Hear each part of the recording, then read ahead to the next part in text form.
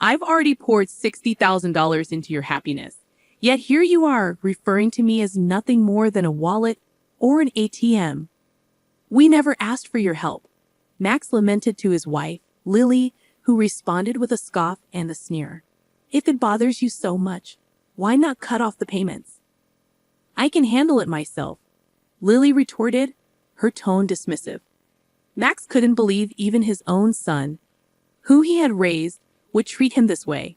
After footing the bill for a $20,000 engagement party and a $40,000 wedding, he felt used and disrespected. They only see me as a cash cow, he thought bitterly. I must have failed as a parent. Well, I won't let them push me around anymore. Max's resolve hardened as he faced his son's threats. I've heard you loud and clear, he replied calmly. But Max's son, Max Jr., wasn't done. Are you sure about that?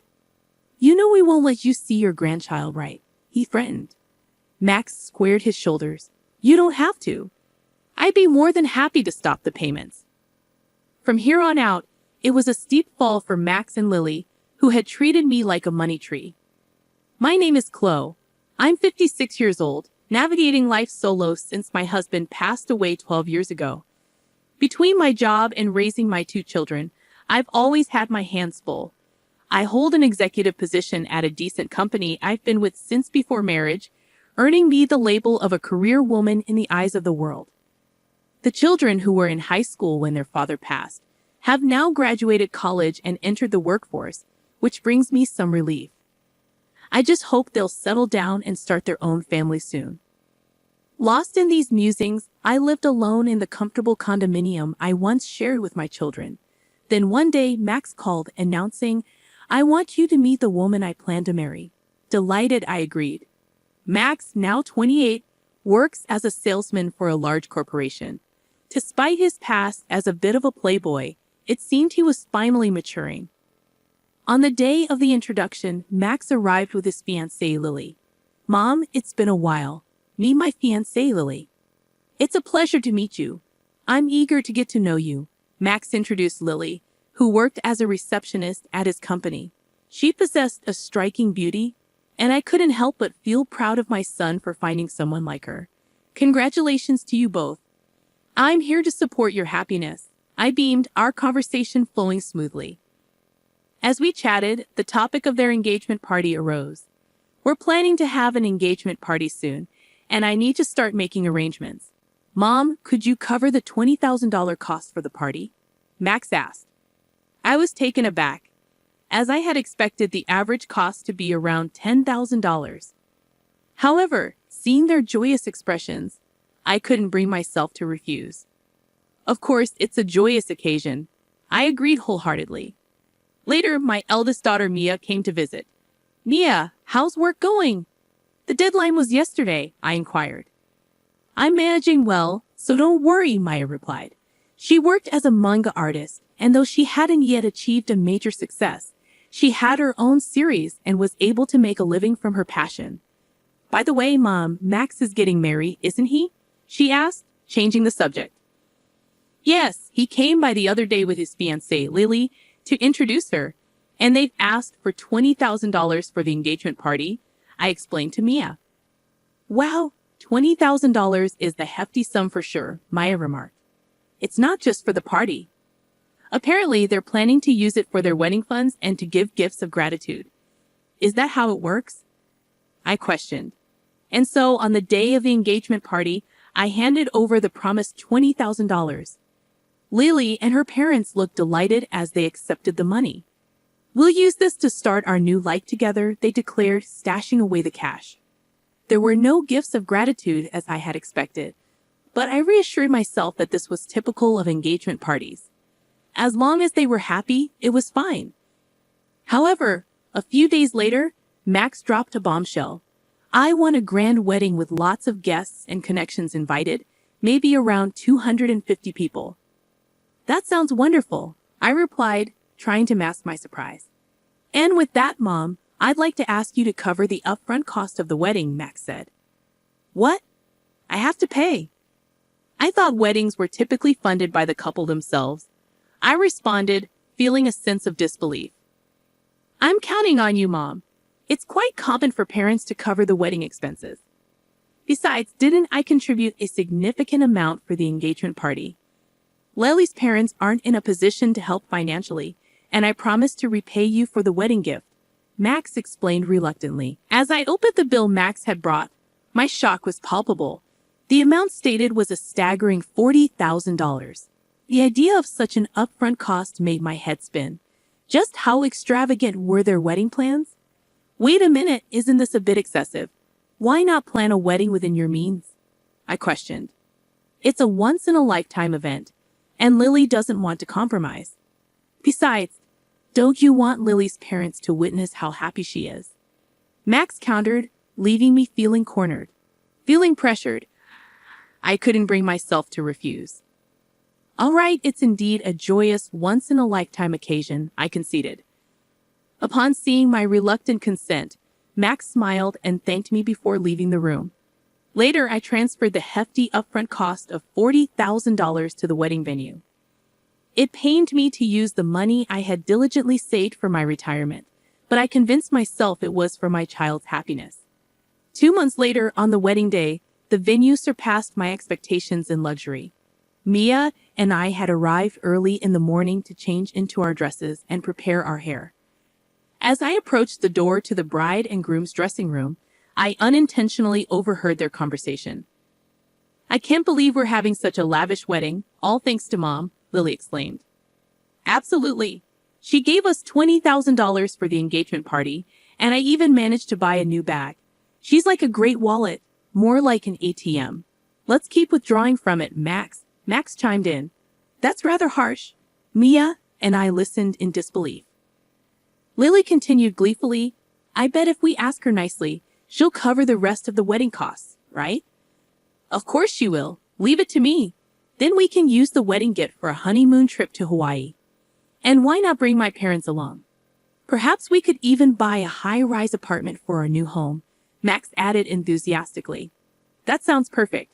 Let's get my mother to cover the cost. She does have the money after all," Lily agreed.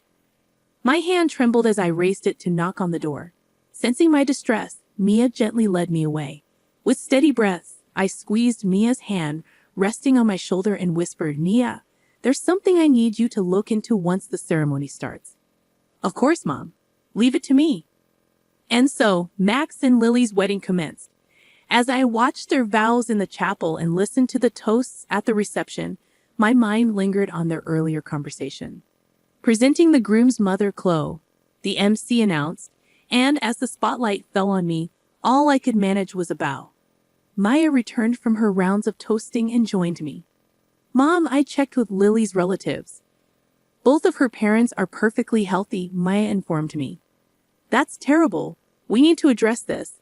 I'll stand by you," I assured Mia, as it was time for our first wardrobe change. Lily exited first, followed by Max. Now the groom will make his exit. Accompanying him is his mother, Chloe, who raised him single-handedly. The announcement was made, prompting me to walk down the aisle to meet Max. Max, a little tipsy and in high spirits, declared to the MC's microphone, "This is my amazing mom." Keeping a composed expression, I walked beside Max, exiting the hall, and headed straight to the dressing room where Maya was waiting. "Max, there's something I need to discuss with you," Mia began. "What is it, sis?" "Make it quick. I need to change and get back," Max replied curtly as he started to undress. Mia and I exchanged a glance, both unsettled by his demeanor. How could he speak about Mom that way? "Huh? You were eavesdropping?" "Well, whatever," Max shrugged, dismissing Maya's concern, just as Lily entered the room, already in her wedding attire. "Mother-in-law, sister-in-law, what's going on?" Lily inquired, noticing the tension in the room. Mia confronted Lily. "We've discovered that your parents are healthy and have stable jobs. Why are you making our mom foot the bill for everything? What's going on?" Lily reacted dramatically, exclaiming, "Oh, was this some sort of sister-in-law bullying? How terrifying."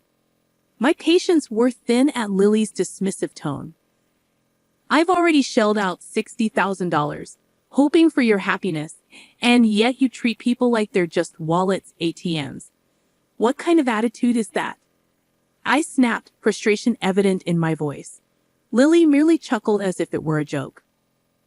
Acting all self-important over such a paltry sum. We don't owe you anything. Plus, it's customary for the groom's parents to cover the wedding costs, isn't it? Lily retorted. But you lied about your parents' help to splurge on a new bag. And yes, I overheard. It's a terrible habit to eavesdrop, Maya interjected. Mind your tongue, Mia, Lily snapped back, visibly irritated. She then turned her attention to Mia, saying, I won't take scolding from an older sister who's still single at 30, pursuing some eccentric career as a manga artist. Your nerdy tendencies are probably why you're still unmarried. Max chimed in, mocking Maya further. That's right, you're a lost cause when it comes to marriage, sis. Infuriated by their disrespect, I attempted to reprimand them, but Max laughed it off. If you're going to speak like that, why don't you try cutting off the payments? After all, I'm an elite, he jeered. I can handle it just fine. It would be a pity to lose the cash cow, Lily remarked, her tone dripping with sarcasm. I felt a pang of disappointment. I had contributed $20,000 for the engagement party and $40,000 for the wedding, and yet this was how they chose to treat me? No appreciation, only cruelty. Doubts crept in about where I might have gone wrong in raising my son. Enough was enough. I refused to be manipulated any longer. I've heard everything you've said. Are you sure about that? If you don't cooperate, you won't get to see your grandchild, Max threatened. But I stood my ground firmly. That's all right. There's no need to bring them around. I'll gladly cease the payments. Max and Lily stared at me, stunned into silence. I'm cutting ties here. I wish you both the best, I declared as I took Mia's hand, and we made our exit from the venue. The sounds of revelry from the reception echoed in the background as we left. A month later, while enjoying a quiet moment with Mia over tea at home, the intercom buzzed loudly. Oh, Mom, it's Max. What should we do? Mia asked. Let him in, dear, I replied calmly. Max, whom I hadn't seen in a month, appeared at the door looking weary and disheveled. Why the sudden visit, Max?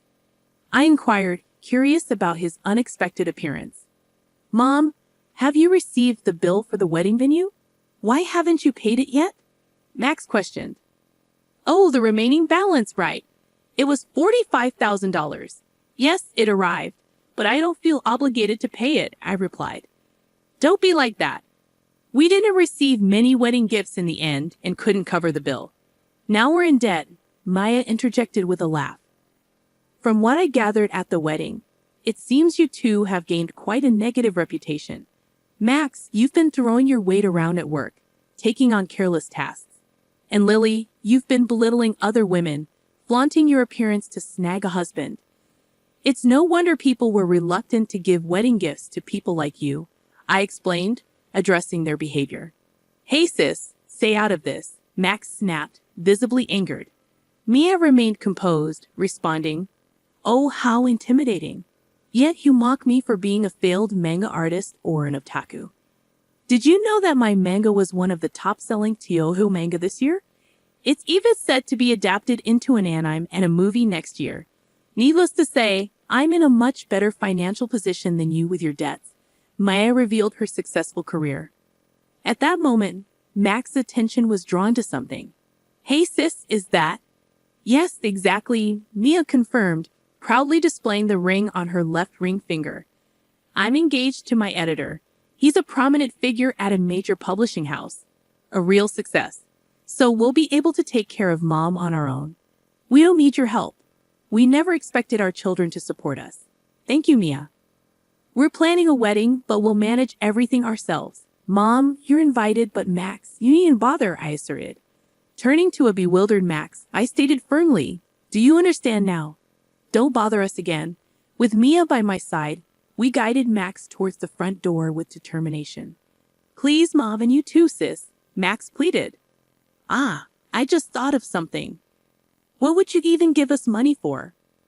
I interrupted, noticing Max's hopeful expression as he turned around. I mentioned that director at your wedding. Turns out I didn't realize it at the time, but he's actually a client of my company.